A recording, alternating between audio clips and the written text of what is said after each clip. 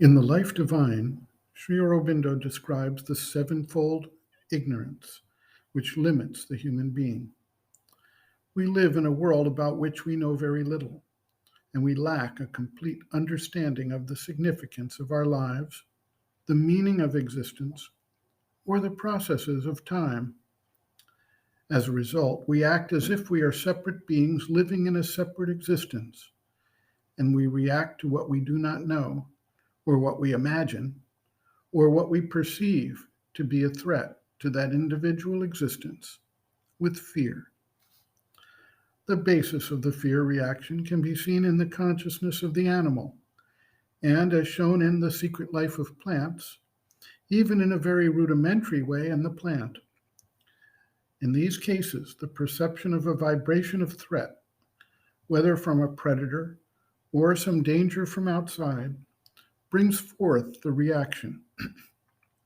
We can see this in operation very clearly in the relation between a predator and its prey. The prey knows it is going to become food for the predator and begins to shake and exhibit all the symptoms of fear. These very basic reactions carry over into the human being, but they become accentuated through the process of our attempt to extrapolate in our ignorance by imagining what may happen, what could happen, and what implications that has. This occurs not only in a true physical threat, but in virtually every circumstance of human interaction in the world.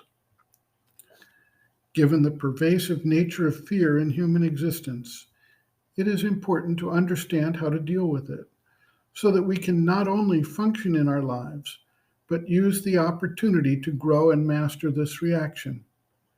Sri Aurobindo, in his book, The Mother, devotes a chapter to the question.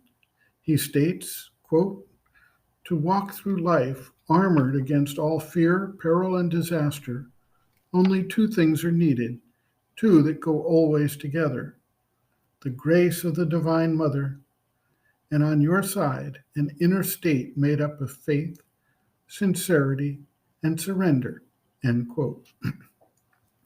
He explains these in depth as the chapter continues. The issue here is the shift from the egocentric viewpoint to one that is divine-centric. For a seeker of spiritual realization, this is the ultimate solution to fear. As long as we remain rooted in the ego and the body-life-mind complex, we take personally any threats to our existence or our well-being. Fear can be a paralyzing emotion, and for those not yet fully devoted to the yogic sadhana, it must still be addressed, one way or another. The mother observes, quote, "Fear is a phenomenon of unconsciousness. It is a kind of anguish that comes from ignorance. One does not know the nature of a certain thing, does not know its effect or what will happen, does not know the consequences of one's acts. One does not know so many things, and the ignorance brings fear. One fears what one does not know. Take a child. If it is brought before someone it does not know, I'm not speaking of a child with an awakened inner consciousness. I'm speaking of an ordinary child. You bring it before someone it does not know, its first movement will always be one of fear. Only very rare children, and they have another consciousness, are very bold. It may also be a mixture of apprehension, a kind of instinct, when one instinctively feels that something is dangerous and hasn't the means to remedy it. When one does not know what to do to protect himself from it, then he is afraid.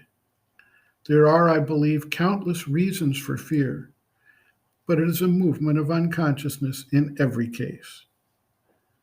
That which knows has no fear. That which is perfectly awake, which is fully conscious, and which knows, has no fear. It is always something dark that is afraid. One of the great remedies for conquering fear is to face boldly what one fears. You are put face to face with the danger you fear, and you fear it no longer. The fear disappears. From the yogic point of view, the point of view of discipline, this is the cure recommended. In the ancient initiations, especially in Egypt, in order to practice occultism, as I was telling you last time, it was necessary to abolish the fear of death completely. Well, one of the practices of those days was to lay the neophyte in a sarcophagus and leave him in there for a few days, as though he were dead. Naturally, he was not left to die, neither of hunger nor suffocation, but still he remained lying there as though he were dead. It seems that cures you of all fear. When fear comes, if one succeeds in putting upon it consciousness, knowledge, force, light, one can cure it altogether. End quote. Reference, Sri Aurobindo and the Mother, Living Within, the Yoga Approach to Psychological Health and Growth, Disturbances of the Vital, Fear, pages 50 to 53.